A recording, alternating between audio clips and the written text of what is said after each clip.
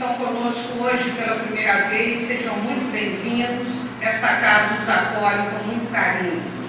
Hoje nós vamos ter a companhia de Ricardo Paes, um trabalhador da casa, dirigente.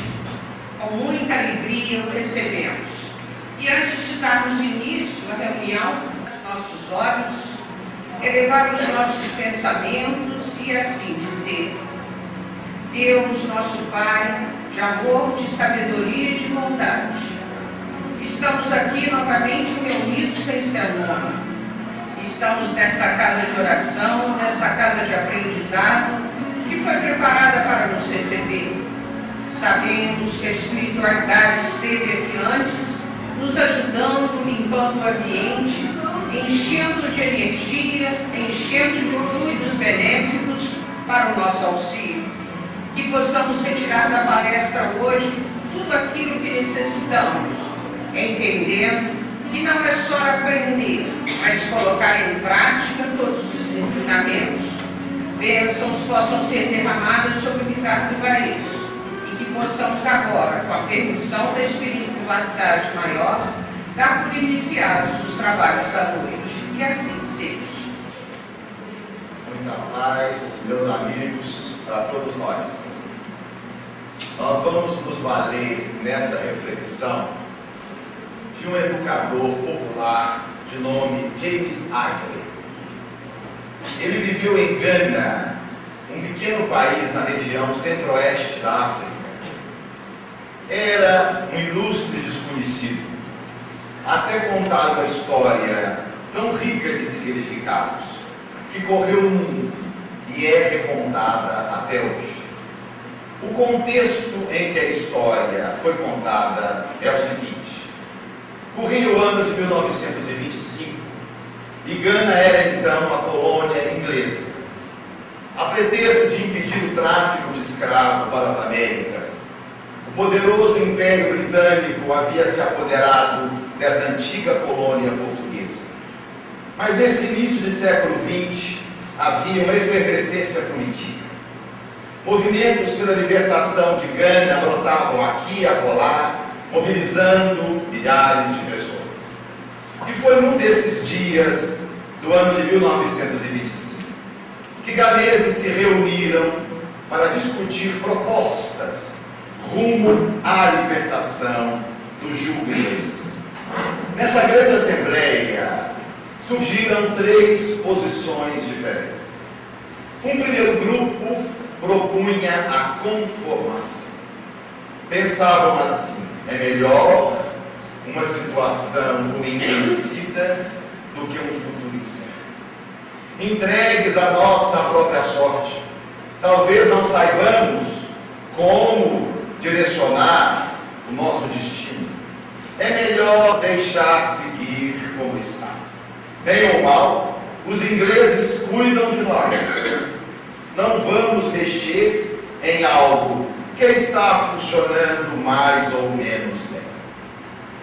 Muitos de nós temos tido em nossa vida uma postura assim: acomodados, conformados, dependentes de tudo e de todos, sem iniciativa, esperando que milagres resolvam os nossos problemas substanciais.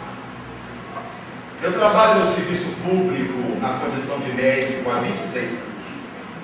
Atendo mais de 20 pessoas por dia.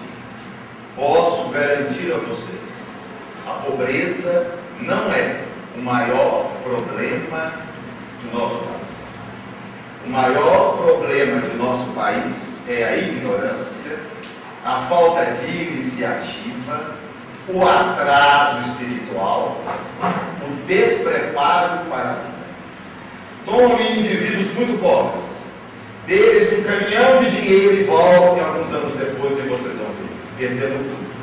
Com mau negócio, emprestando a quem não vai pagar, comprando com tolices. Mas tomem indivíduos e lhes dê formação moral, caráter, estruturação para a vida. E voltem e vocês verão que resultados extraordinários. Mesmo porque educação não tem nada a ver com dinheiro. Quantas vezes observamos homens e mulheres em casa jogando o toco de cigarro pela janela ou atravessando o semáforo com o sinal vermelho. Mas nós insistimos nesse ponto, porque fala-se muito em nossa gente sobre assistencialismo, particularmente do governo. Só se fala em Bolsa Família, fim da miséria transferindo dinheiro, como se isso fosse resolver o problema estrutural de nossa gente. Como se isso fosse dar aos indivíduos os recursos que eles precisam para resolverem os próprios problemas. Na verdade, minha gente, isso é uma ilusão. Deviam falar de Bolsa Cultura, de Bolsa Instrução, de Bolsa Formação de Caráter, de Bolsa Preparação para a vida. Eu vejo no atendimento público os nossos doentinhos, pessoas absolutamente despreparadas para a vida, perdem tudo, esquecem tudo. Uma marca uma consulta para mostrar o exame e deixa o exame em casa, perde a consulta. A outra marca a consulta para rever o tratamento iniciado 2 meses antes, e chega dizendo que não começou ainda o tratamento porque perdeu a receita no mesmo dia da consulta. A outra não conseguiu localizar o prédio onde atendíamos. Tinha que ir em direção ao Manuel Honório e vinha em direção ao Bom Pastor. E a gente se pergunta, até quando vai durar isso? Porque nós não observamos nas forças dirigentes desse país nenhum interesse em mudar a ordem de coisas. E muitas religiões, igualmente. Pouco fazem para estruturar os indivíduos na solução dos seus problemas. O que se vê em muitas religiões é alimentar essas ideias obscurantistas, desenvolvendo um fanatismo tolo, um fundamentalismo, mantendo indivíduos numa ignorância que não lhes permite o crescimento como pessoas. Outro dia eu estava diante do meu aparelho de TV, com um controle remoto, tentando achar alguma coisa que pudesse valer a pena. Quando parei uma cena que me chamou a atenção, era um rapaz de terno, bem vestido, jovem, bonito. Ele dava uma aula e eu percebi que era um curso bíblico. Como a gente é mais ou menos da área, né? Vamos ver isso aí. O público era um público de rapazes e moças muito bem vestidos, pessoas bonitas. E eu vi logo qual era o tema da aula: a longevidade na Bíblia.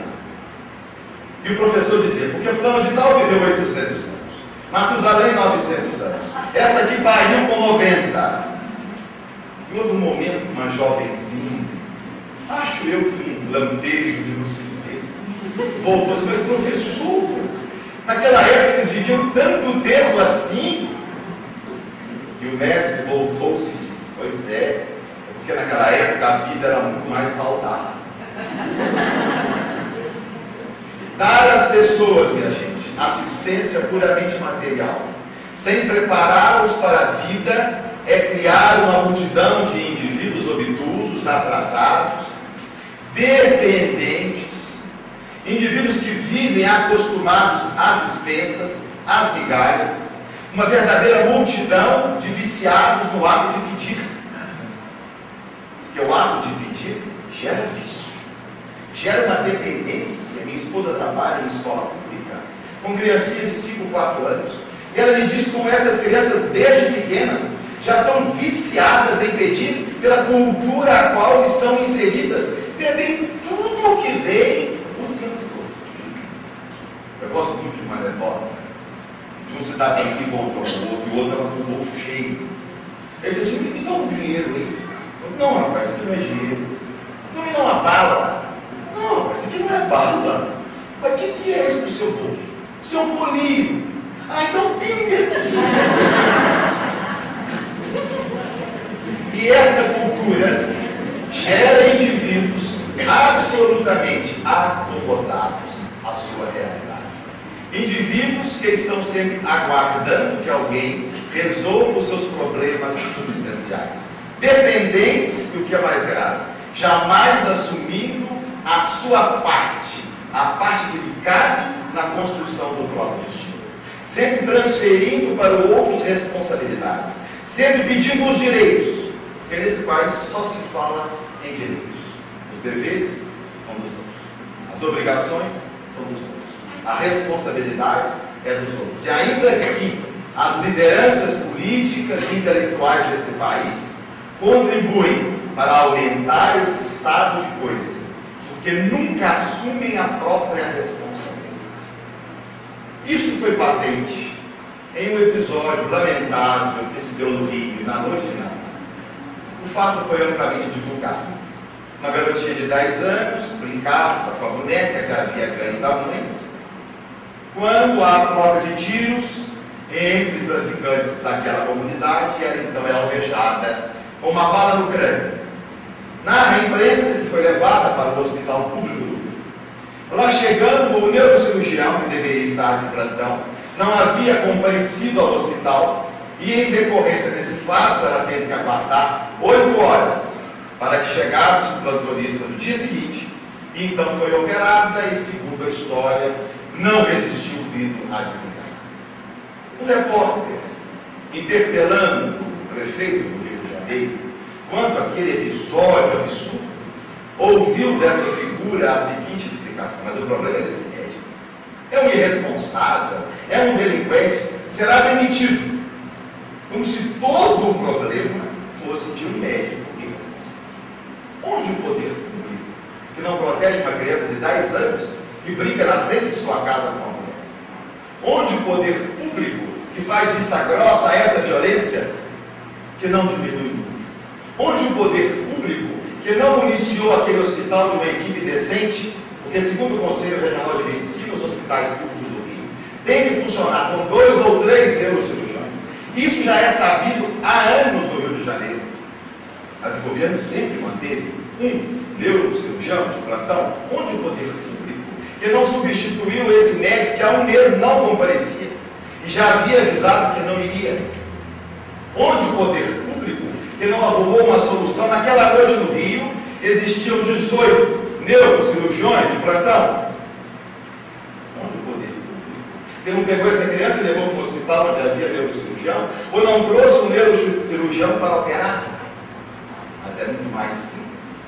O problema está lá, a responsabilidade acolá. E enquanto nós não assumimos as nossas responsabilidades e transferimos a culpa para os outros crescem. E nós continuamos crianças espirituais. Toda a tônica de Jesus foi centrada nessa mensagem. A mensagem da responsabilidade pessoal. O Evangelho não mostra Jesus em momento algum incitando indivíduos a uma posição de coitadinhos, de pobrezinhos, gerando dependência. Pelo contrário, a fala do Cristo é de um dinamismo extraordinário, é uma fala de responsabilidade. Batei e abri-se-vos. Buscai e achareis. Uma das mensagens mais extraordinárias de Jesus, da qual Allan Kardec fez o princípio básico do Espiritismo, é aquela em que ele diz: cada um receberá de acordo com as suas obras, mostrando que ninguém fará por nós aquilo que nos compete fazer. Aquilo que nós não fizermos hoje, que for de nossa responsabilidade, nós vamos ter que fazer amanhã. Naquele momento em que Jesus vai ser preso no Monte das Oliveiras, e Pedro, num instante de reflexão, saca da espada do soldado, de nome Malco, e decepa-lhe a orelha. Jesus, recolocando a orelha no lugar, volta-se e diz assim: Pedro, quem com o ferro fere com o ferro, será ferido. Numa alusão óbvia, minha gente, de causalidade em nossa vida. Nós vamos receber da vida o que oferecemos a ela. Nós vamos receber das pessoas o que dermos a elas. E quando Jesus vai curar o paralítico do tanque de Betesda, o cidadão que há 28 anos não andava, e tocado pelo magnetismo de Jesus, se ergue. Jesus chama e o adverte: não torne a pecar, para que coisa pior não lhe suceda. Fazendo uma ponte entre erro e sofrimento, entre desvio moral e as consequências disso. Há uma passagem passagem em um dos evangelhos apócrifos, que é muito ilustrativo. Evangelhos apócrifos são aqueles não aceitos pela igreja, mas trazem belas lições. Segundo essa passagem, Jesus caminhava com seus discípulos por uma região chamada Dalmanuta, e havia chovido muito. Em certo momento depararam-se com uma cena, uma carroça e o cavalo atolados na lama, e o dono da carroça, de joelhos, de mão posta, pedindo um milagre do céu e que aquela oração resolvesse os seus problemas. Diz o texto que Jesus seguiu à frente. Mais adiante, uma cena semelhante. Outra carroça e o cavalo atolados, só que o dono não rezava não, pelo contrário, xingava reclamava, gesticulava, mas empurrava a carroça, puxava o cavalo. Jesus chamou os discípulos e o ajudaram a se safar. Foi quando Pedro, sempre muito observador, voltou e disse: mestre, eu não entendo. O primeiro dava tanta demonstração de fé, de joelho em oração, o senhor nada fez. Esse outro aí, ó, xingava, esbravejava. Jesus me interrompeu e disse: mas fazia a sua parte. Fazer a nossa parte. Fazer aquilo que nos compete fazer. Quantas pessoas poderiam estar numa situação de vida muito melhor, a nível de família, de relacionamentos de amizade, profissional, se tivessem, desde o início, feito a sua parte, feito aquilo que lhe competia fazer, feito as escolhas adequadas. Quantos indivíduos desempregados, porque nunca valorizaram o trabalho? Quantos indivíduos subempregados, porque nunca fizeram nada para conseguir coisa melhor? Quantos indivíduos se consideram verdadeiros azarões e, na verdade, nunca fizeram aquilo que lhes competia fazer? Há muitos anos havia um pequeno restaurante na rua Espírito Santo que havia se especializado no franguinho desossado com catupiry. Não é que eu seja muito ligado a essas coisas, mas minha esposa é muito golosa. E fomos algumas vezes lá e realmente o petisco era saboroso. Naquela noite retornamos ao restaurante e fizemos o mesmo pedido. Só que quando chegou o frango, nós olhamos, não vimos. Eu não chamei o garçom, falei: meu amigo, eu acho que houve um equívoco aqui, é frango destroçado com catupiry. Nós estamos vendo aqui o queijo. O garçom olhou: o queijo está aí. Eu olhei de novo. Se eu estivesse sozinho, já podia ser a vista cansada. 40 anos, estava na época do óculos. Mas minha esposa não, e ela enxerga muito. As esposas enxergam muito. E ouvem melhor ainda. E ela viu. Tinha queijo. Eu insisti mais uma vez: faz o favor, leva lá para a cozinha, mostra lá para o seu cozinheiro, mostra que está faltando queijo. Ele foi, voltou, o cozinheiro disse que pôs o queijo. Bom, não ficava bem com um casal espírita brigar por causa de um pedaço de queijo. Comemos o frango, só que nunca mais voltamos. 3 meses depois, o restaurante estava fechado. Mas voltamos mais uma vez à Gana do início do século XX. Naquela assembleia onde estava James Agnew, se havia um grupo que propunha a conformação ao Império Britânico, havia um segundo grupo que propunha algo radicalmente diferente: a luta armada. Diziam assim: jamais o Império Britânico nos dará gratuitamente a liberdade. É necessário que corra pelas nossas ruas o sangue dos ingleses. Como se Deus precisasse da violência humana para que se determinassem os seus desígnios. Violência só gera violência. Quantos regimes surgiram para combater tiranias e se tornaram mais violentas e mais tirânicas do que aqueles governos aos quais combatiam? Gandhi libertou a Índia sem dar um só tiro. Quem faz a opção pela violência no dia, em qualquer nível do comportamento, perde a razão. Eu pensei sobre isso outro dia. Eu desci a rua Padre Café, parei no semáforo com a Independência. Eu observei uma cena curiosa. No passeio da direita, um rapaz de uns 17 anos trazia no colo um cachorrinho.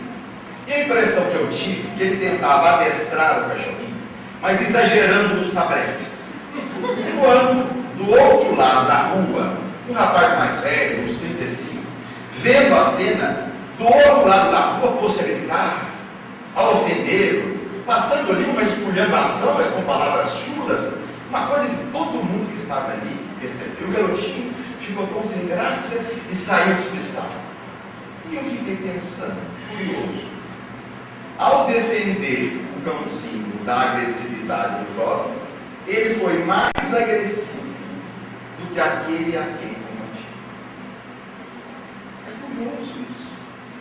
Quantas vezes combatemos a desonestidade dos outros, mas em nossa vida a desonestidade está presente. Em quantas oportunidades denunciamos a corrupção, mas a nossa pequena e acumulativa corrupção do dia a dia está presente. Não há muito conversava com um colega da faculdade. Esse colega é um grande crítico da corrupção institucionalizada. Mas tudo que ele fala com muita lógica, com muita razão. E muito bem informado da política, cita os dados, mostra os caminhos para a solução, mas uma crítica sempre muito dura e muito correta. Mas naquele dia nós conversávamos sobre outra coisa. Eu disse a ele que eu estava muito feliz, porque o meu filho mais velho havia conseguido tirar a sua carteira de habilitação. Proeza hoje, digna de comemorar. Depois da 5ª tentativa, estava com a sua carteira e todos estávamos comemorando. Quando eu terminei de dizer, ele voltou-se para mim e disse assim: comigo. Quando a minha filha foi reprovada no primeiro dia, e eu vi como é que a coisa estava, pensei, cá comigo, eu vou resolver isso de outra maneira.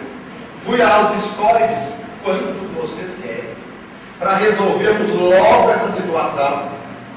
Eles deram o preço. Eu paguei e a carteira foi resolvida. E a gente fica pensando, como é estranho a criatura humana. É capaz de se indignar com o mal que existe fora de si, mas absolutamente conivente com o mal que existe em seu próprio interior. E é essa falta de coerência, minha gente, entre a teoria e a prática, essa falta de coerência entre o discurso e o agir, que tem levado muitas religiões ao descrédito. Na Europa, as pessoas não querem saber de Deus. A França, berço do Espiritismo, de cada 2 indivíduos, um é ateu, agnóstico, ou não quer saber de religião. Porque eles não veem na vida daqueles que pregam a mensagem os exemplos daquilo que pregam. Alguns chegam a propor uma espiritualidade sem Deus, como se coitadinho de Deus fosse o culpado.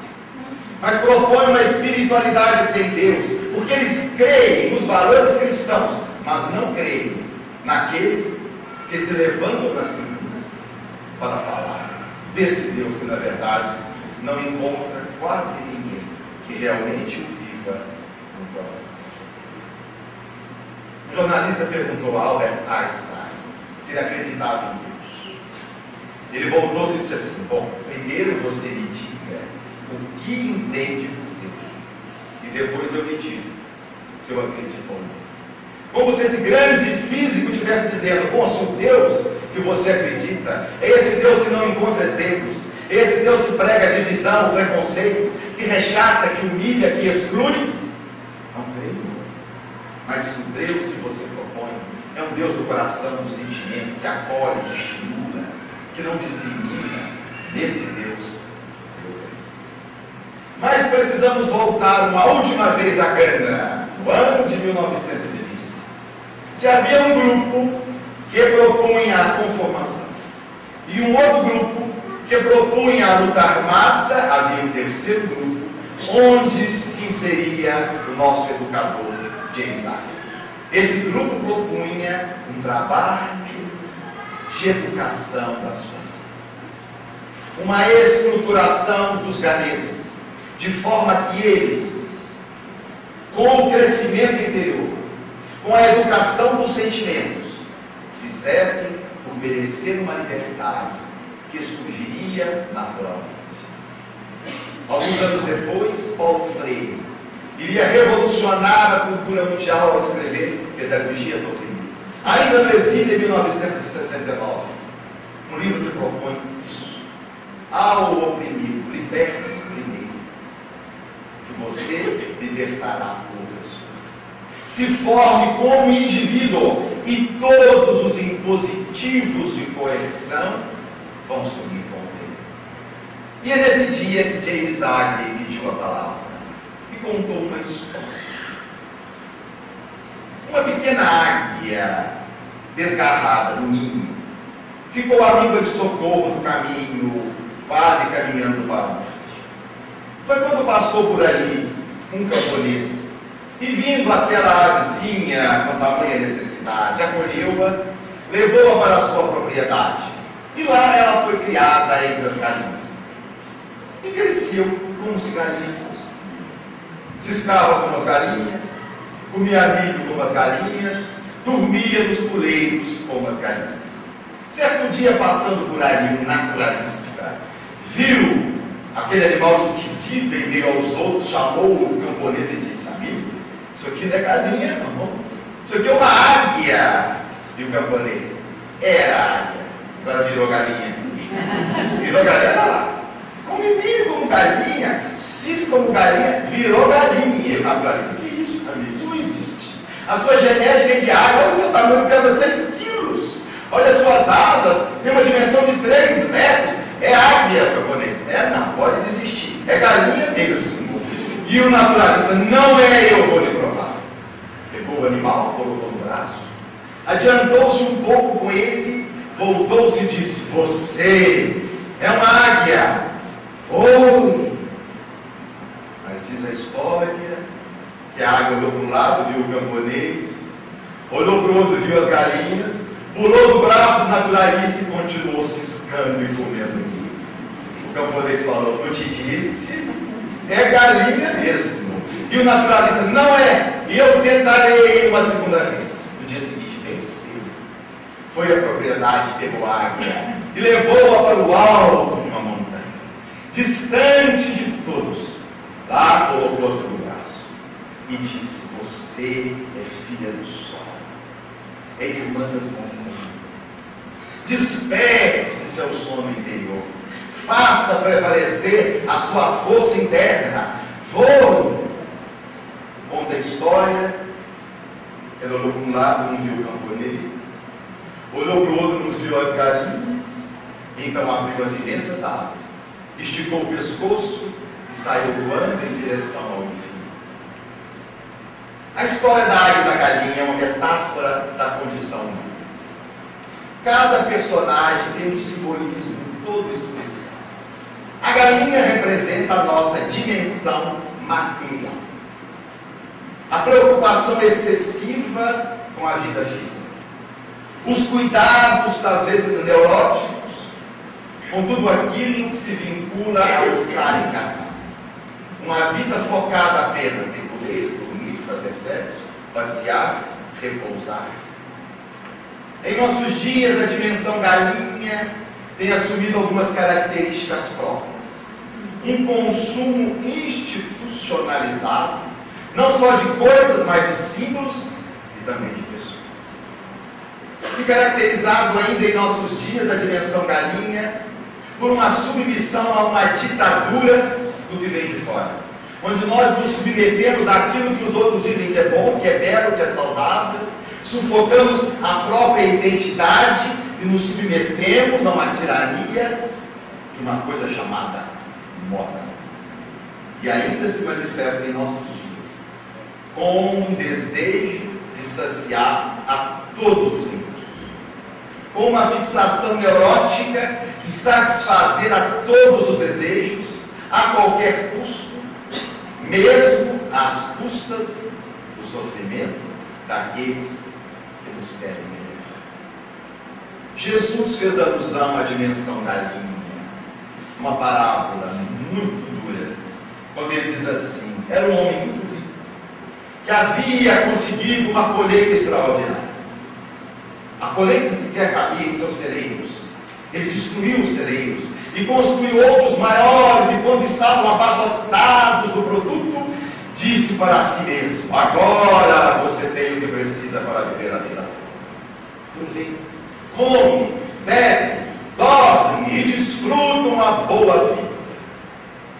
Mas Deus lhe disse, prossegue Jesus: insensato, nessa mesma noite pedirão tua alma, e tudo aquilo que juntaste, de quem será?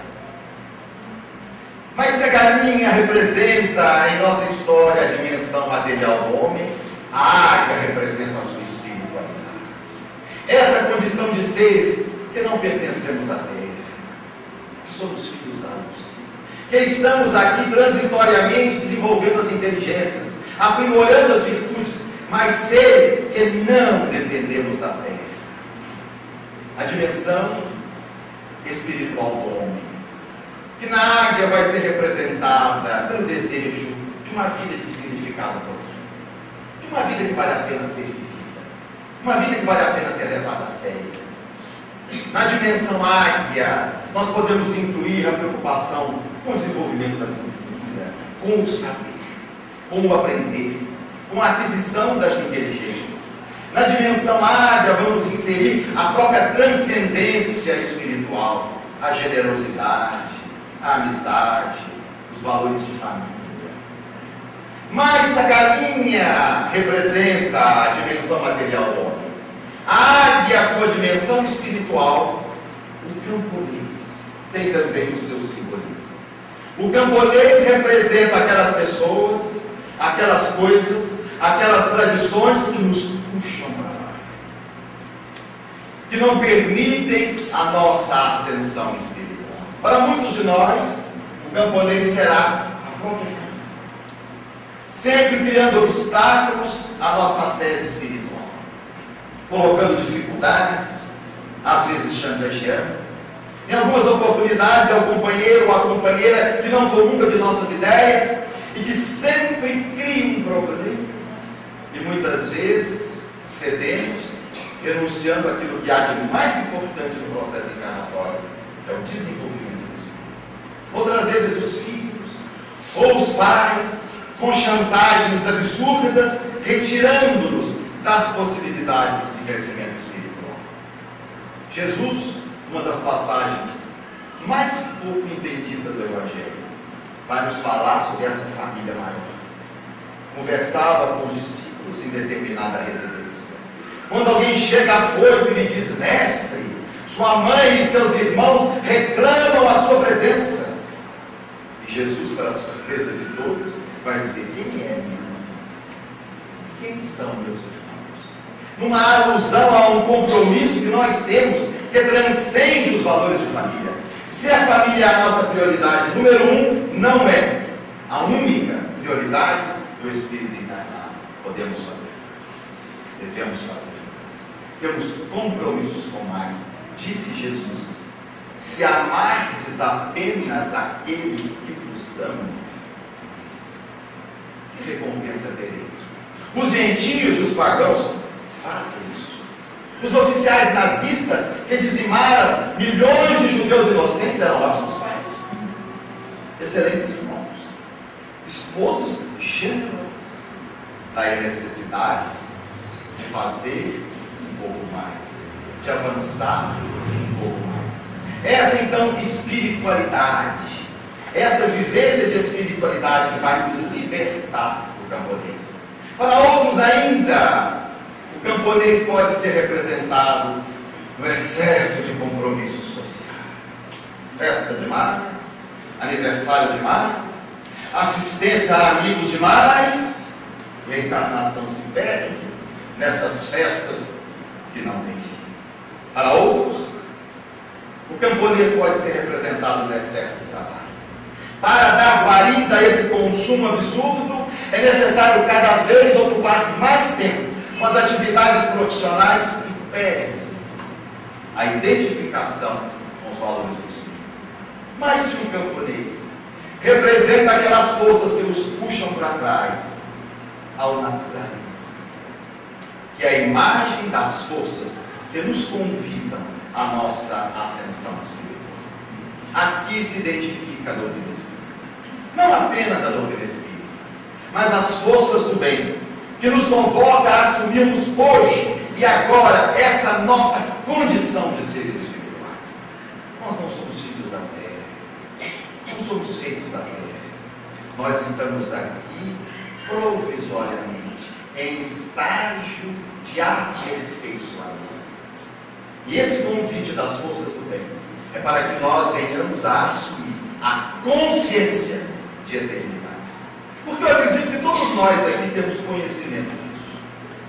Todos nós temos conhecimento de que somos seres espirituais. Mas talvez poucos de nós tenhamos consciência disso, porque há um abismo entre conhecer e conscientizar-se. O médico que fuma tem conhecimento de que o cigarro faz mal, não tem consciência disso, porque se tivesse, não fumaria. O conhecimento mobiliza apenas uma das forças da mente, o pensamento, eu sei. A consciência mobiliza as três forças da mente, o pensamento, eu sei. O sentimento, eu sinto. E a vontade, eu decido de acordo com aquilo que penso e de acordo com aquilo que sinto. Nós somos seres espirituais, mas muitas vezes nos conduzimos na terra como se não soubéssemos disso. Querem um exemplo? Vamos a um sepultamento.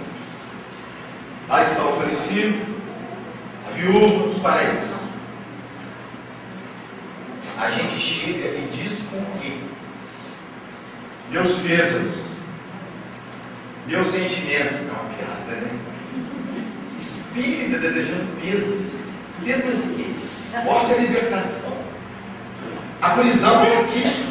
Morrer é libertar-se, é se identificar com a nossa realidade essencial. Sabemos disso. Mas na hora H é o que faremos? Meus pêsames, meus sentimentos. Ou então falamos assim: foi Deus que quis. Gente, que fatalismo idiota. Foi Deus que quis, não foi Deus que quis, foi toda uma estruturação de vida, de programação, de opção perante a própria vida, de respeito ou não ao próprio corpo. Não é Deus que decide isso. Somos nós. São as nossas vivências. Sabemos disso. Mas na hora H.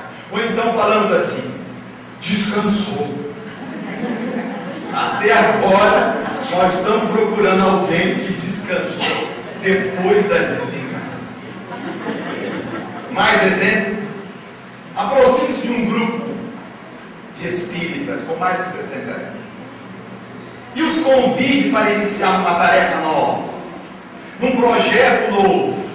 Qual vai ser a resposta de mais de 90% deles? Quem dera, a idade já não dá mais.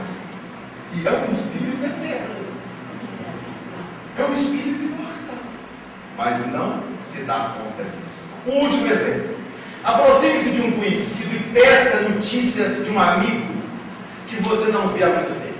Como está fulano? Qual vai ser a resposta de quase todos eles? Fulano? Bem demais. Uma cobertura não sei aonde, uma propriedade maravilhosa, carro importado, vai à Europa 3 vezes por ano. Quando me dizem isso, a minha vontade é dizer assim: não pedi declaração de renda. Eu queria saber como é que ele está. Está feliz? Está bem? Está em paz? Está ainda casado? Os filhos deram jeito? Mas a concepção que nós mesmos temos está bem quando tem patrimônio. Aí você vai ver um cidadão cheio de amantes. A mulher não sai do consultório do psiquiatra. Os filhos dependentes químicos. E está bem. E está ótimo. Por isso, minha gente, a proposta do Espiritismo é que nós venhamos assumir essa consciência de eternidade.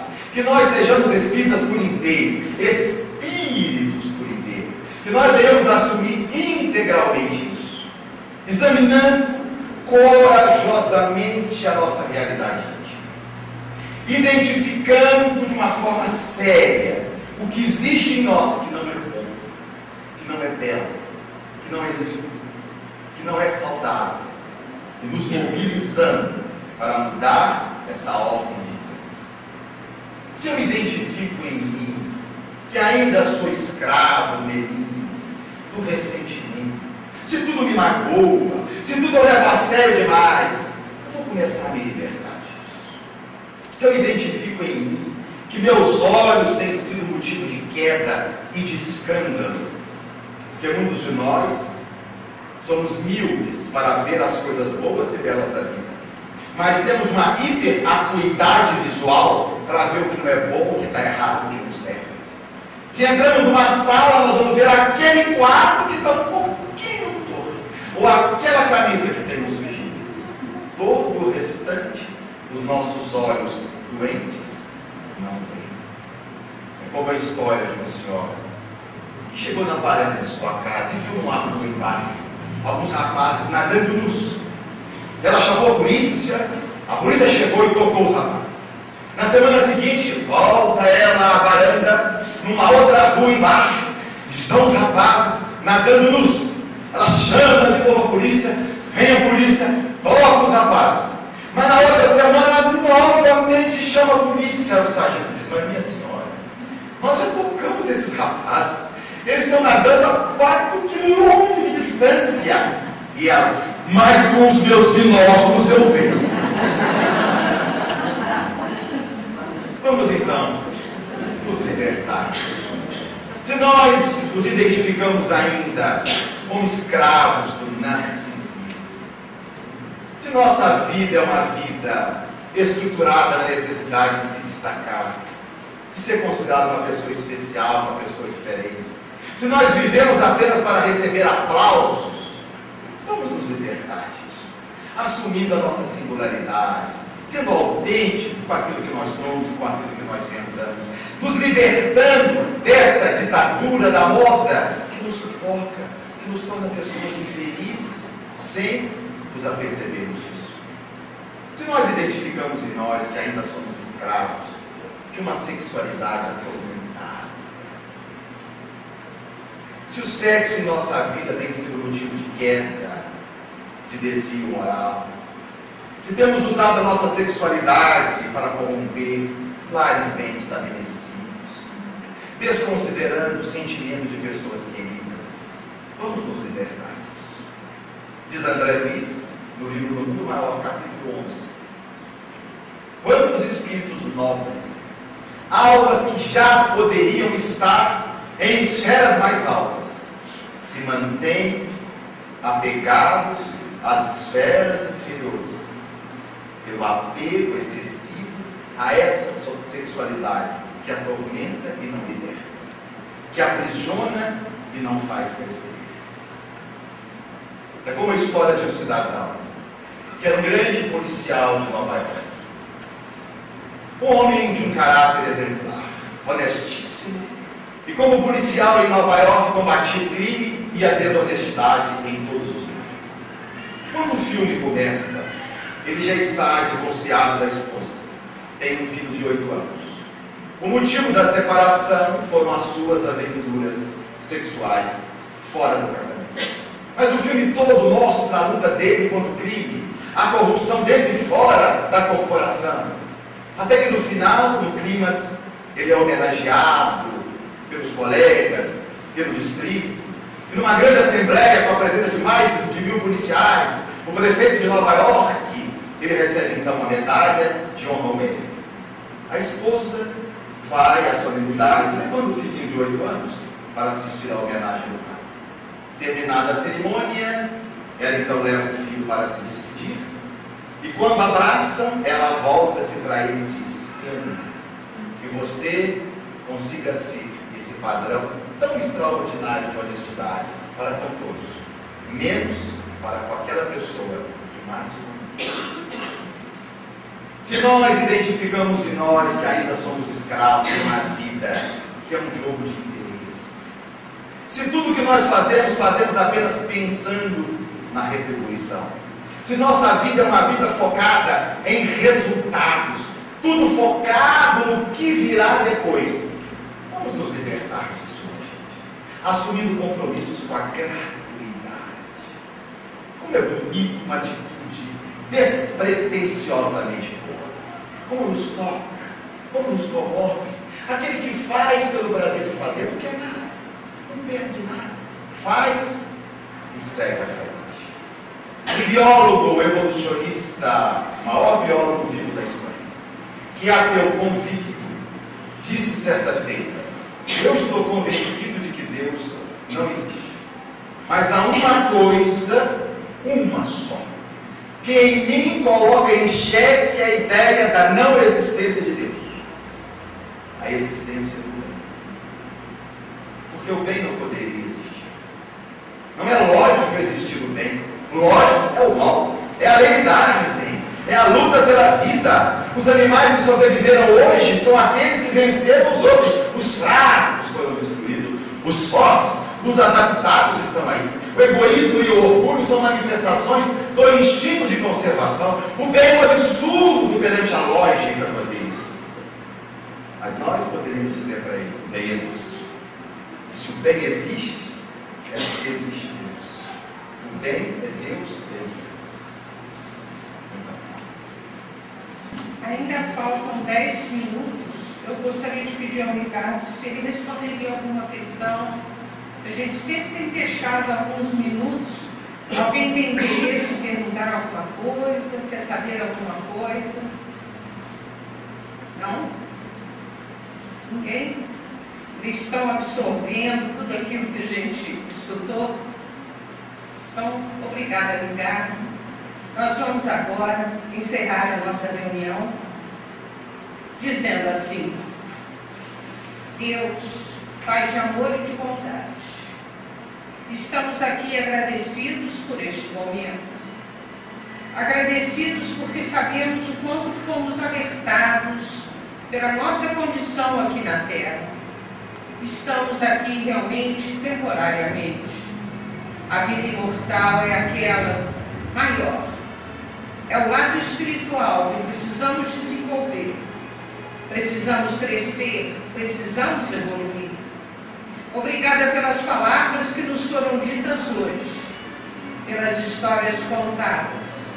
Obrigada pela oportunidade de aqui estarmos, porque saímos de nossas residências à procura de um esclarecimento, à procura de um novo conhecimento.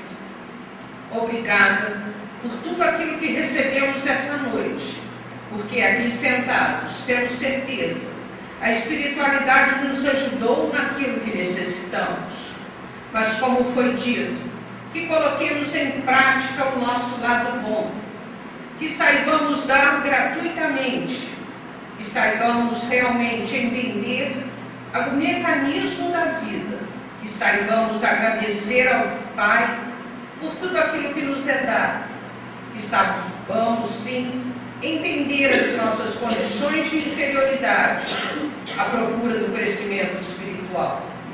Obrigada, Jesus, por este momento. E antes de encerrarmos, gostaríamos de mandar um abraço muito fraterno a todos aqueles que estiveram conosco aqui na Terra e que agora estão na pátria espiritual, mas que marcaram nossos corações nos amando, marcaram nossos corações nos ensinando, marcaram os nossos corações com afeto, enfim, todos aqueles que estão em nossos pensamentos, mas que já estão neste momento na pátria espiritual. Que eles possam ser ajudados nas suas necessidades, mas que acima de tudo, que eles saibam do nosso amor. Obrigada, Jesus, que retornemos aos nossos lares carregados da energia que aqui obtivemos. E assim, em nome da espiritualidade maior, pedimos licença para darmos por encerrados os trabalhos da noite.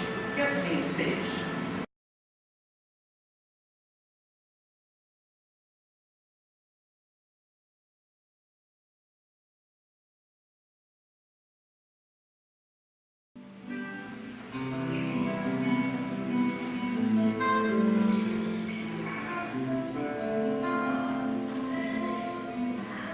Toda primeira sexta-feira do mês, mas no mês passado ele teve uma exposição, não pôde vir, mas ficou muito chateado, mas hoje ele estará aí e espero que o ano todo esteja conosco novamente.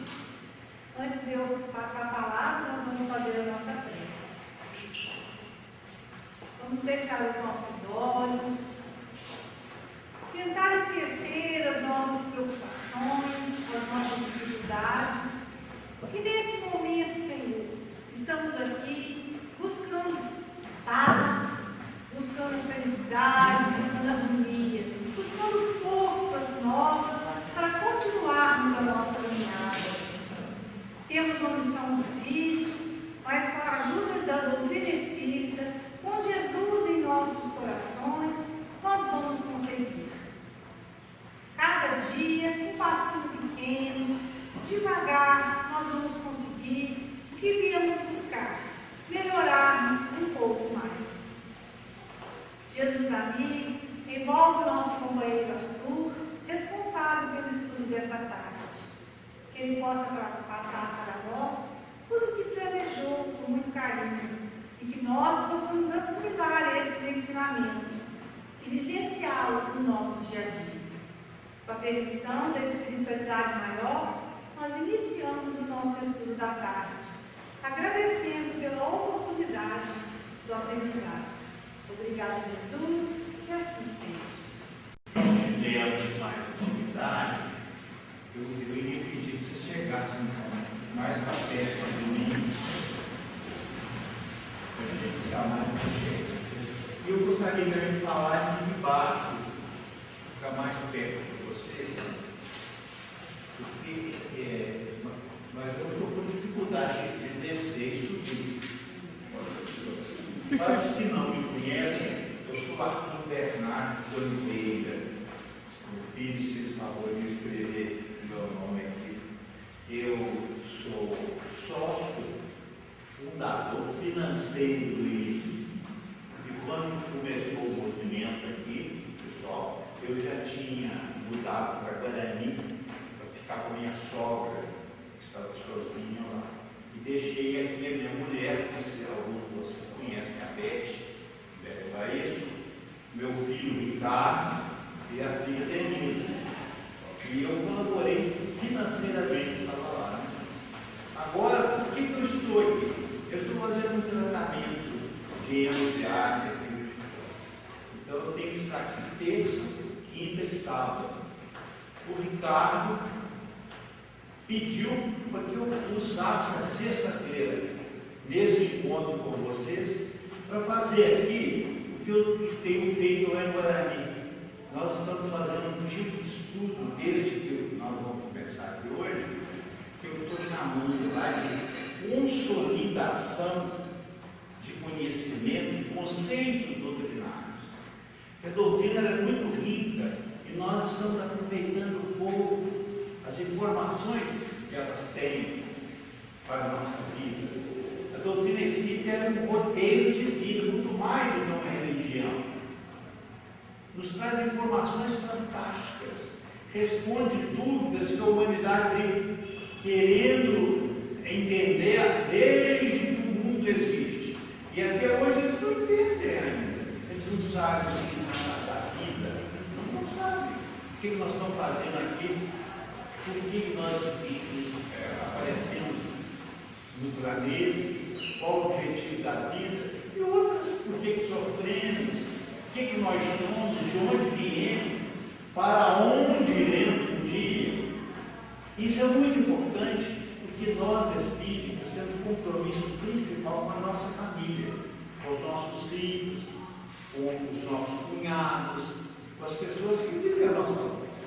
Nós temos um universo de pessoas muito importantes em torno de nós. E nós vamos esclarecer essas pessoas.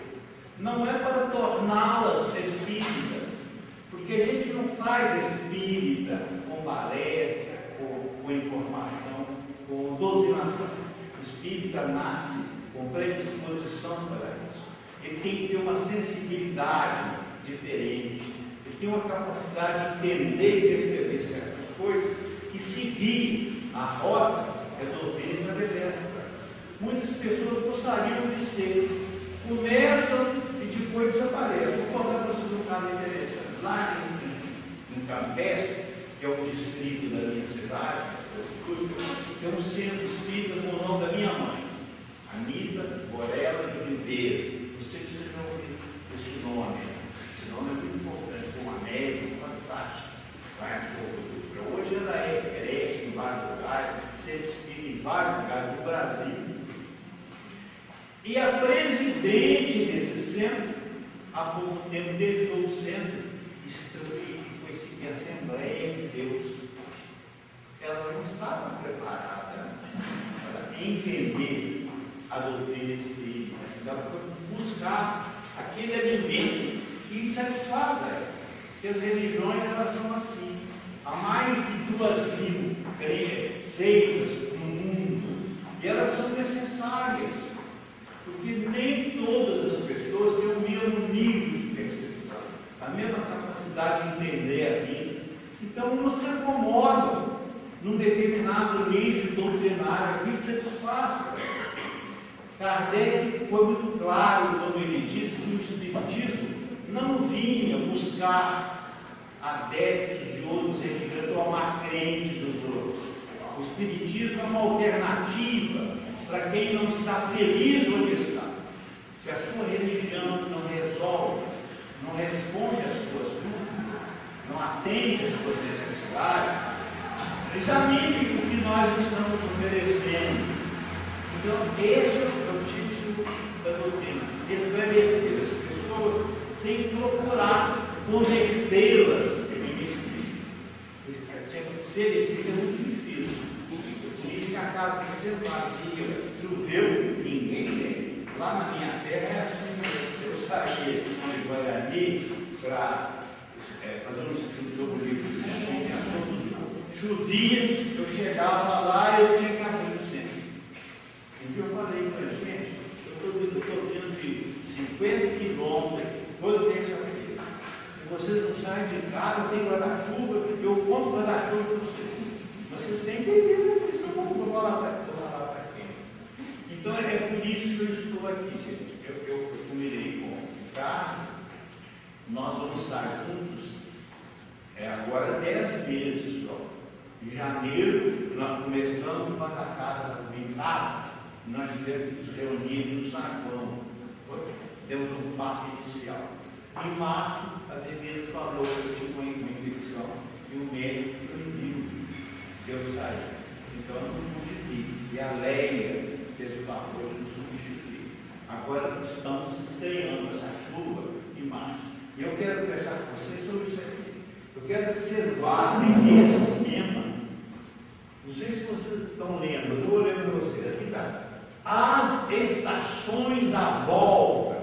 Acho que vocês não têm nem ideia de que seja isso, né?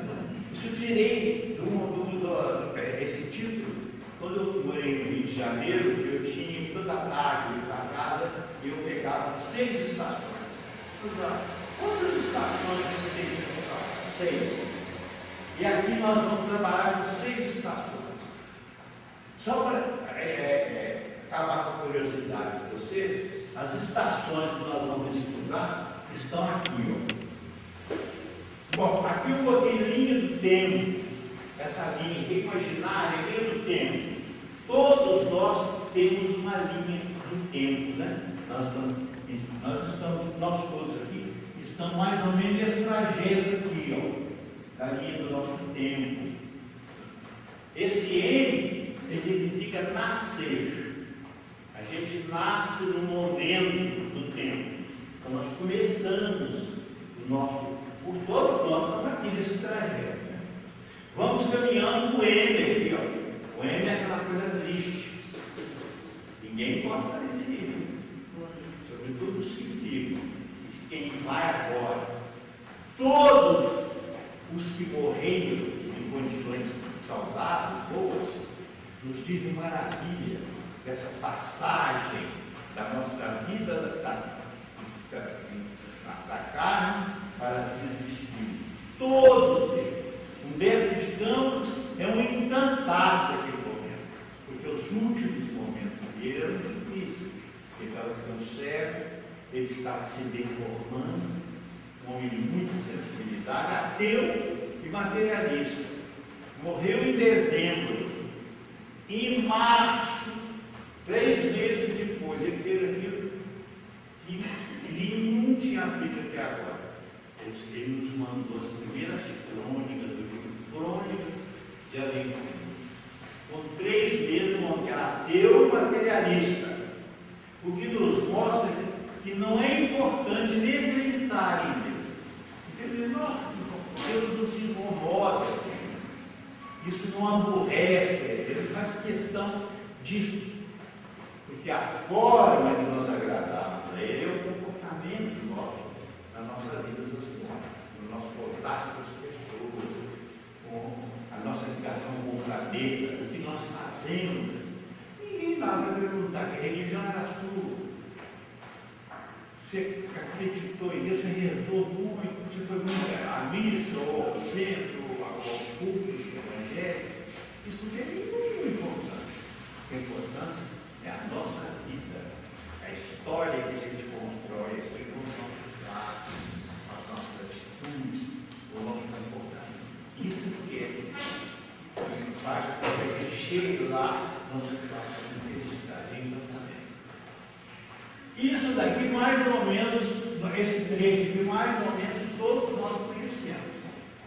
Por quê? A gente passou a fase do bebê, com a amor da mamãe, tomando aquela papinha, depois foi para a escola, para aprender o azar, a escola, enfrentamos muito sofrimento aqui.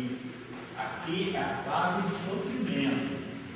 Todos nós mergulhamos aqui, sabemos que vamos sofrer. A diferença é o tamanho do sofrimento. A pessoa sofre muito, outros sofrem menos. Mas ninguém está. Por quê? Porque o nosso planeta é um planeta de sofrimento ainda. Por isso que ele está classificado como provas e expiações. Eu estou com a boca cheia. Eu só tenho treino.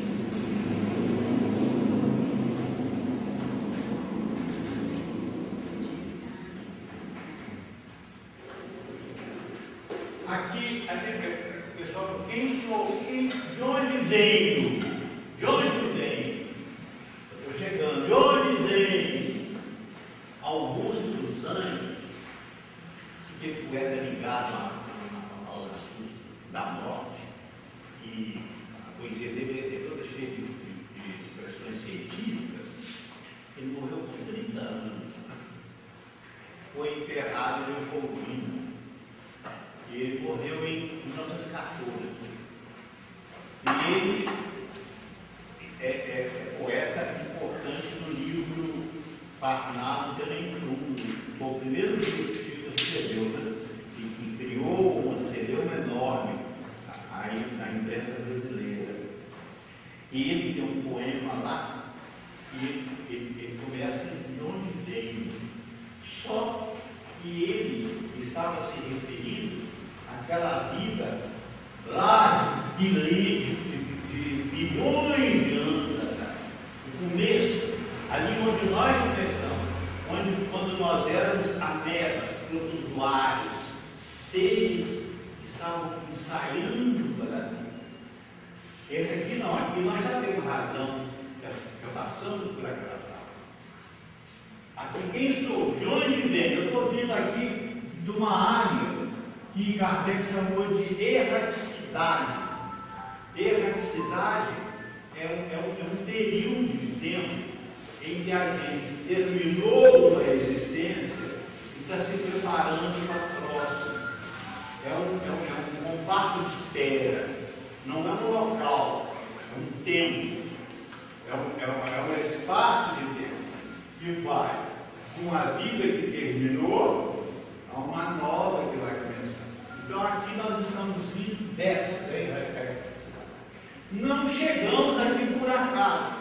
Eu queria dizer para vocês, terminar essa história que eu esqueci. Olha, nascer, morrer, esse R de renascer. Vamos completar a frase? Progredir sempre. tal a lei. Esta frase aqui é um dos grandes motivos que levaram as religiões então dominantes a caírem de pau em cima do Kardec da doutrina espírita. Porque nós já declarávamos aqui o espírito progressista da doutrina. A doutrina é progressista. Nós somos evolucionistas e não criacionistas. Com isso, nós estamos criando uma briga com a Bíblia. Porque, segundo a Bíblia, Deus fez um boneco de barro e soprou nele, no nariz dele, a vida. E dali começou tudo. E depois ele estava sozinho e arranjou uma mulher para ele. E desse primeiro casamento surgiram o pecado original, pelo qual nós todos somos pagando até hoje. Mas nós somos, ao lançarmos isso, nós já levantamos contra a doutrina, o outro pensamento religioso que era dominante. Então, aqui nós estamos afirmando que todos os seres progredirão. Nós temos até uma música que o meu amigo Alba vai cantar aqui, que é um dia todos nós seremos o Hitler, aquela figura que lutou a humanidade, um dia também será. E que Deus não nos criou para nos deixarmos perdidos aí no tempo. Ninguém vai ficar perdido. Todos nós temos uma destinação estabelecida por Deus.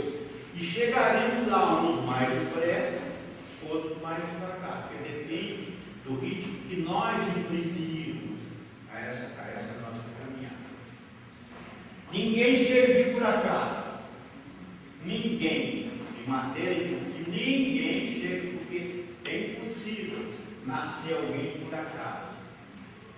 O nascimento é a maior bênção que Deus deu ao homem, ao que nasce e àqueles que o recebem. Os pais são delegados de Deus na formação do filho, na correção do filho. A gente costuma falar, meu filho, nós não temos filho. O filho de Deus, ele está provisoriamente sob o nosso comando, sobre a nossa educação, para ajudar Deus na obra de evolução das pessoas. Né? Ninguém tem, nós não temos filho. A Isabel diz, eu tenho filho. Nós não temos filho. Deus delegou você a essa coisa fantástica, né? De entregar um filho dele na sua mão, você cuidar dele, dar a ele a educação que ele precisa. Isso é fantástico. E até eu costumo perguntar às mães, de onde vem esse amor? Se a mãe tem esse amor. Às vezes chega um bebê, todo sujo, todo feio, todo zoado, doente, trabalhando, danado, e a mãe se mata. De onde vem esse amor? Quem é que colocou na mãe desse amor? Em todas as mães, você vê uma galinha, como ela luta para defender os filhinhos dela, né? Quando você se aproxima, né? É uma força sobrenatural.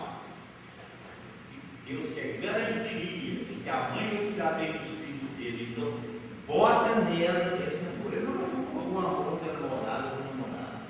Você namora 50 jovens, mas de repente vai se amarrar naquela. Por que aquela? Por que aquela vai ser sua esposa, sua companheira, sua parceira para a vida? Porque vem já impresso nos dois esse selo, essa química lá, que cada um tem o químico. É essa química que vai aproximar um do outro e prepará-los para a vida. E quem chega aqui tem alguma coisa a fazer. Ninguém chega aqui sem uma programação, sem uma tarefa. Eu disse para vocês que esse tempo aqui é muito variável. Há uns que esse M vem aqui, vem aqui, vem aqui. Tem alguns que vivem apenas meses. Eu pergunto a vocês, o que define isso? O que estabelece esse prazo? Porque o cidadão que nasceu aqui há 10 anos morre com 10 anos. Qual a razão? A razão é a seguinte: a vida tem o tamanho da tarefa que se espera. Quando a gente mergulha aqui, nós trazemos uma programação, tarefas a cumprir, coisas a fazer. Às vezes são coisas muito importantes, são coisas insignificantes, mas sempre, por mais insignificante que a pessoa se julgue, ela tem tarefa importante a fazer. Cumprir essa tarefa ou não, porque a tarefa tem um prazo. A gente tem um prazo determinado. Os Espíritos foram claros quando Kardec perguntou a respeito da fatalidade, fatal, no sentido exato do termo, só a morte é. Chegado o momento, queira você ou não, ela aconteceu. Então a gente já tem um prazo de validade. Quando nascemos, já trazemos um prazo de validade.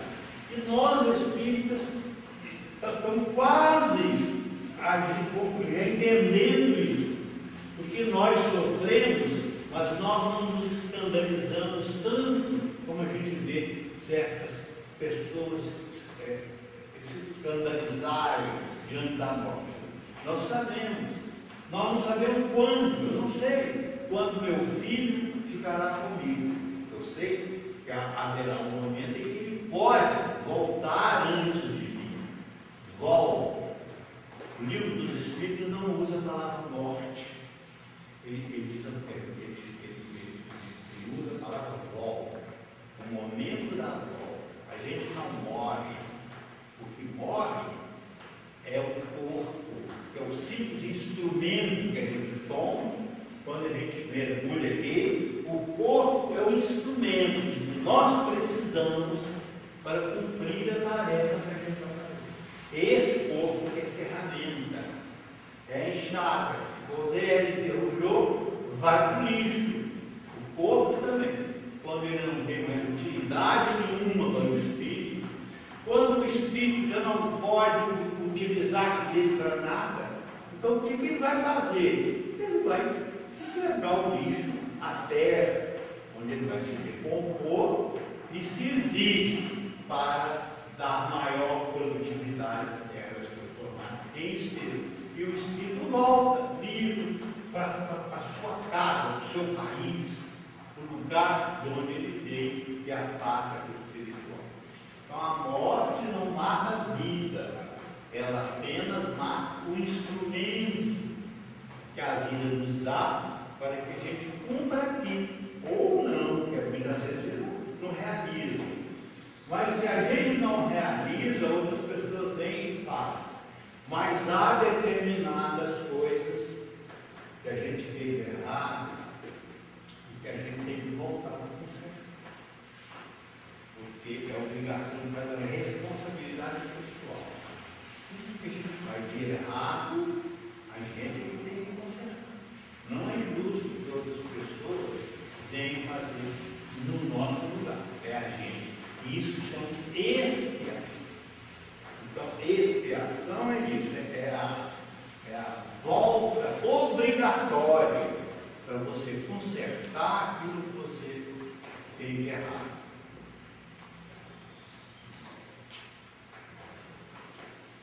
Outra coisa interessante, gente, confirmando isso para você, todos os seis, eu estou olhando aqui porque eu sei que aqui terminasse 3h30. Eu sou escravo do relógio. Eu acho que reunião, meu horário é para o seu decida. Se vocês gostarem, vocês voltam. Se não gostar, fala por outro para cumprir também no outro meio. Todos os seres vivos têm prazo de vida útil. E a sua pergunta, quanto tempo dura um pé de feijão? Você sabe? Eu estou muito feliz hoje, estou com 2 netas que vieram me prestigiar. Pode dizer ninguém. Quanto tempo dura um pé de feijão? Um pé de feijão tem um feijão que dura 3 meses, o outro dura 4 meses. Por que ele morre? Ele morre no momento em que ele entrega o feijão no prato de quem plantou. Essa é a função dele, o equilíbrio. Quanto tempo vive um pé de 9 meses? Por quê? Porque no 9º mês, no 10º mês, ele entrega o milho a quem plantou, para fazer fubá, para fazer canjiquinha, para cozinhar o milho, comer o milho dele. Aí ele não tem mais nada que fazer, a função dele é essa. Um cão tem prazo de vida, cavalo tem prazo de vida, tem tartaruga, tem 400 anos, a gente nem sabe por quê. Tem árvores milenares, ainda não descobrimos por quê. É provado que elas têm uma função muito importante no magnetismo da vida, né? Na renovação das energias. Não sabemos ainda, porque nós estamos muito atrasados ainda, nós estamos muito adiantados nesse negócio de comunicação, né? Celular, iPhone, iPad, de coisa aí. Nessa tecnologia nós vamos avançar, mas nós ainda vamos atrasar no resto. No fundo do mar não sabemos nada que está lá, não tem a menor noção das riquezas que lá estão, o que nós poderemos tirar. Gente, eu parar por aqui, não sei se vocês gostaram. Se gostaram, voltem primeira sexta-feira de abril. Se não gostaram, voltem e não me falam com os outros. Vamos lá, não me perder. Muito obrigado, e agora quem vai me dar pressa.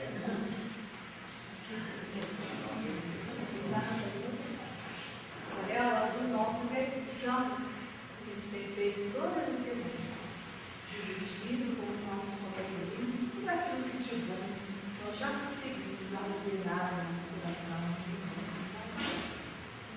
Vamos fechar os nossos olhos, quietar o nosso coração, estando Jesus